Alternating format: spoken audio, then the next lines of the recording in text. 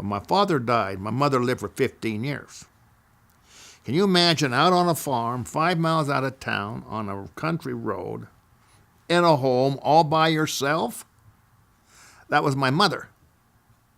And, my aunt lived a half mile away from her. My Aunt Margaret, give me a quarter of a mile away from her.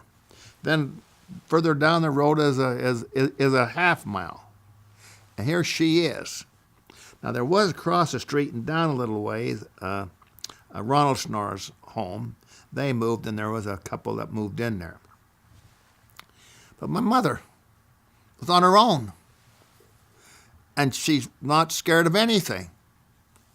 And she loved to go to sacrament meetings, so she went to 2 different wards every Sunday. She did 2 sacrament meetings. Now, a practice that she did was because she had quoted and memorized so much in her life, she'd go to these old folks' home and these nurseries and that around, and she would entertain. Just donate her time and quote poetry to them and just talk with them, these older people. And she did that on a regular basis up until she died. One story about her, when I got a call from the bishop saying that she's not doing well, but she will not let us take her to the hospital. And I said to the bishop, you tell her you're going to take her or else you're going to call the police to take her. So with that, she went. Now, there's 2 stories I'd like to relate. While being up there and looking after her, she was in the hospital 1 month. She never had one cavity in her whole life. And she's lying there in that hospital bed. And the bishop came to me and he said, I would like to ask you a question. Now, you've been to Washington, D.C., you lobbied bills through Congress, you've done all these things of public speaking, you've introduced the President of the United States, had a big rally in Salt Lake City, Ronald Reagan. He says, I've heard, and your business was amazing what you were able to do there. All these things that you've done, could you have done them if Annabelle Snarr had not been your mother? I said, no.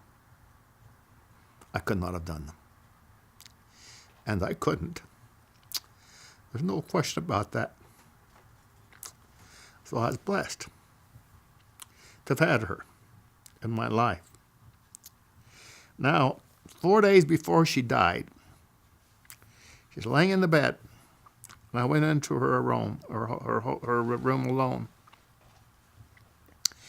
And she raised up in the bed. And she is very firm. She said, Doug, you're good at public speaking. Doug, you're an artist. You can paint. Doug, you've been successful in Washington, D.C. Doug, you've made a lot of money in your life. Doug. And she went on and on. Then she stopped. Doug, you got all of these things from me, and don't you forget it. And laid back down in bed. 4 days later, she was gone. So that's but there's a lot of reality to that. And I said to her when she was laying there, Mother, tell me, have you ever had a date with anyone else that you had a feeling for besides my father? She said no. No. Only your father. And